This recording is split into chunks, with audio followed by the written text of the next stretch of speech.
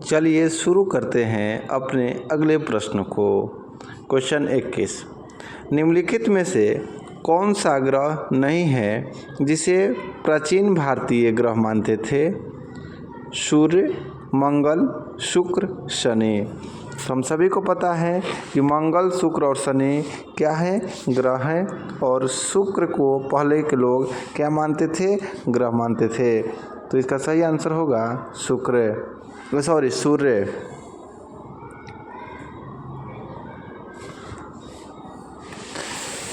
Question 22, सूर्य के संगठन में सहायक गैसें हैं? ऑक्सीजन और कार्बन डाइऑक्साइड, हीलियम और ऑक्सीजन, हीलियम और नाइट्रोजन, हाइड्रोजन और हीलियम। हम सभी को जानकारी होना चाहिए कि सूर्य जो होता है हाइड्रोजन और हीलियम का मिश्रण होता है। हाइड्रोजन 74% होता है, कितना? 74%, और हीलियम 24%।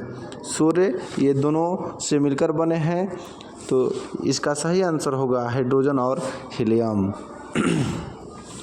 क्वेश्चन नंबर 23, सूर्य के मध्य भाग को क्या कहा जाता है? समताप मंडल, प्रकाश मंडल, वर्णमंडल, स्थल मंडल।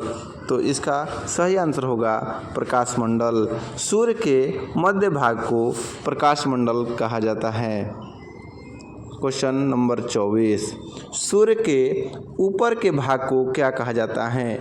अधोमंडल, प्रकाश मंडल, वर्णमंडल, समताप मंडल। तो सूर्य के ऊपर के भाग को वर्णमंडल कहा जाता है। अभी पिछला सवाल में हम पढ़े थे कि सूर्य के बीच के भाग को प्रकाश मंडल कहा जाता है। इसमें सवाल है क्वेश्चन नंबर 25 कि सूर्य सदैव पूर्व में निकलता है क्योंकि पृथ्वी पश्चिम से पूर्व की ओर घूमती है, या पृथ्वी पूर्व से पश्चिम की ओर घूमती है, या पूर्व में स्थित है, इनमें से सभी। तो हम सभी को जानकारी होना चाहिए कि पृथ्वी जो होती है पश्चिम से पूर्व की ओर घूमती है, इसीलिए सूर्य सदैव पूर्व में निकलता है। क्वेश्चन 26, नॉर्वे में अर्धरात्रि के समय सूर्य कब दिखाई देता है? तो नॉर्वे में अर्धरात्रि के समय सूर्य 21 जून को दिखाई देता है। कब दिखाई देता है? 21 जून को, क्योंकि 21 जून को जब सूर्य उत्तरायण होता है तो उस समय उस अक्षांश में क्या होते हैं? उस ध्रुव पर 18 से 24 घंटे सूर्य दिखाई पड़ता है। क्वेश्चन नंबर 27, एक ग्रह अपनी कक्ष में सूर्य से अधिकतम दूरी को क्या कहा जाता है? सूर्य से अधिकतम दूरी किसी भी ग्रह का दो चीज़ होता है, एक अधिकतम दूरी होता है और एक न्यूनतम दूरी होता है। देखिए इस पॉइंट को नोटिस करते हैं। एक होता है उपसौर, क्या होता है? उपसौर, और एक होता है अपसौर। उप और अप को समझ जाइएगा, समझ में आ जाएगा। देखिए अप माने ज़्यादा, उप माने कम होता है ना। कोई भी मंत्री है ऐसे समझ लेते हैं, एक होता है मुख्यमंत्री यानी ज़्यादा पावर वाले, एक होते हैं उप मुख्यमंत्री कम पावर वाले। तो उप का मतलब कम। यदि सूर्य से अधिकतम दूरी, अधिक दूरी कहेगा तो आंसर होगा अपसौर, और कम दूरी कहेगा तो आंसर होगा उपसौर। तो इसमें कह रहा है ना कि ग्रह के अपने कक्ष में सूर्य से अधिकतम दूरी को क्या कहते हैं? तो अपसौर कहते हैं। और ये कब होता है? तो ये 4 जुलाई की होती है। देखिए एक है 3 जनवरी, आप 2 डेट याद रखिएगा, एक 3 जनवरी और एक 4 जुलाई। 4 जुलाई तो जो अधिक है तो अपसौर है। 4 जुलाई को क्या होता है? अपसौर, और 3 जनवरी को क्या होता है? उपसौर। एक ग्रह की अपनी कक्ष में सूर्य से न्यूनतम दूरी को क्या कहते हैं? हम अभी बात कर चुके हैं, चर्चा कर चुके हैं हम लोग कि सूर्य से न्यूनतम दूरी को क्या कहते हैं? उपसौर। क्या कहते हैं? उपसौर। क्वेश्चन नंबर 29, निम्नलिखित में से किनके बीच की औसत दूरी को खगोलीय एकक कहा जाता है? पृथ्वी तथा सूर्य के बीच की दूरी को, पृथ्वी तथा चंद्रमा के बीच की दूरी को, बृहस्पति तथा सूर्य के बीच की दूरी को, प्लूटो तथा सूर्य के बीच की दूरी को। तो पृथ्वी तथा सूर्य के बीच की दूरी को खगोलीय एकक कहा जाता है। क्वेश्चन नंबर 30, मध्य रात्रि सूर्य का क्या अर्थ है? तो ऑप्शन है संध्या प्रकाश, उदयमान सूर्य, बहुत चमकदार चंद्रमा, सूर्य का ध्रुवीय वृत्त में देर तक चमकना।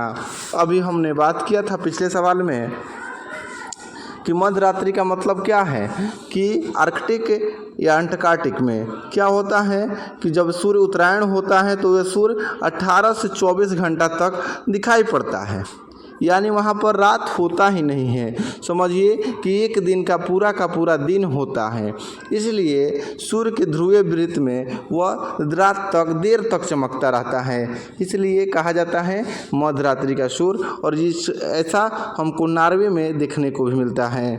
इसलिए क्वेश्चन ये भी आता है कि मध्य रात्रि का देश किसको कहा जाता है? तो आंसर हमारा नॉर्वे होगा। अब आते हैं अपने अगले प्रश्न की ओर। मध्य रात्रि का सूर्य किस क्षेत्र में दिखाई देता है?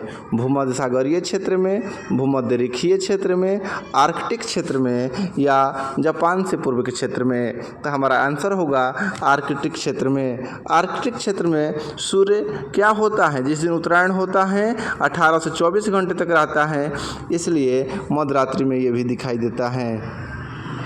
क्वेश्चन 32, सूर्य में काला धब्बा क्या होता है? तो सूर्य में एक बड़ा छेद है। दिन के दौरान धब्बे ऊर्जा के स्रोत होते हैं। धब्बे वे स्थान हैं जो प्रकाश उत्सर्जित करने में असमर्थ है, इनमें से कोई नहीं। तो इसका सही आंसर होगा धब्बे वे स्थान होते हैं जो प्रकाश को उत्सर्जित करने में असमर्थ होते हैं। सूर्य के रासायनिक मिश्रण में हाइड्रोजन का प्रतिशत कितना होता है? तो हम लोग बात कर लिए हैं सूर्य हाइड्रोजन और हीलियम का मिश्रण होता है, जिसमें हाइड्रोजन की प्रतिशत 74 होती है और हीलियम की प्रतिशत 24 होती है। अगला सवाल, निम्नलिखित में से कौन एक तारा है? चंद्रमा, शुक्र, पृथ्वी, सूर्य?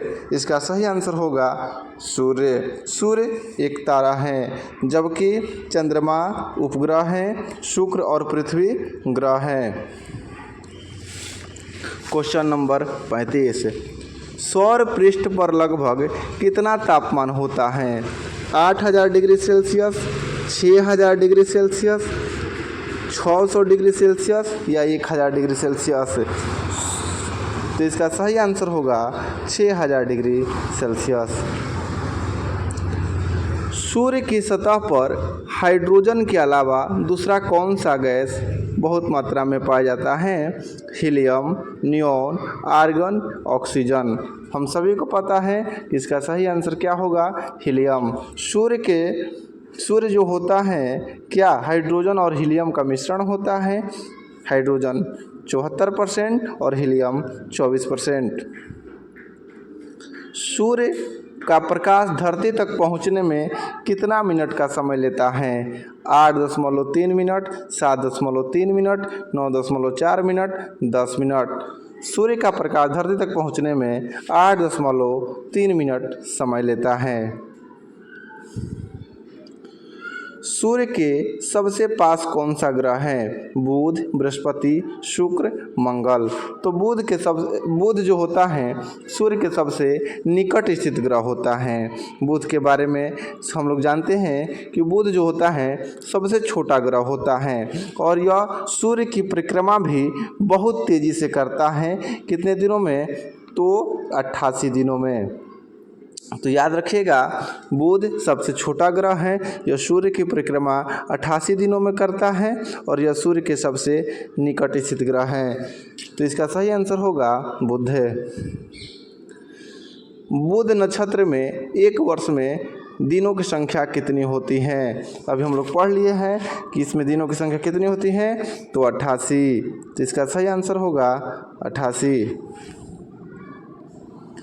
आज का अंतिम प्रश्न, किस ग्रह में चंद्रमा की तरह कलाएं होती हैं? मंगल, बुध, बृहस्पति, शनि।